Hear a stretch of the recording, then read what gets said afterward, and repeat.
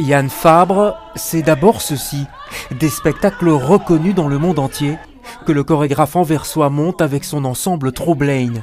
Mais si on parle de lui aujourd'hui dans la presse, c'est pour une toute autre raison, bien moins glorieuse. Une lettre ouverte postée hier soir a mis le feu aux poudres.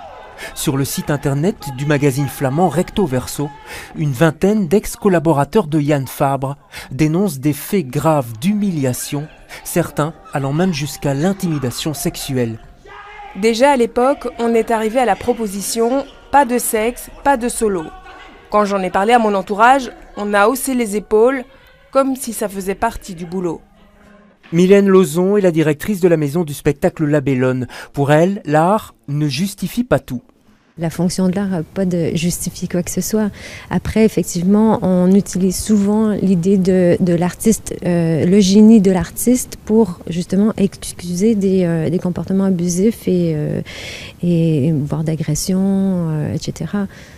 Mais ça n'a absolument rien à voir. Un comportement décent, un comportement humain, un comportement de travail n'a rien à voir avec être un artiste ou pas un artiste. Troublein, la compagnie de Yann Fabre, a réagi aujourd'hui à la lettre ouverte.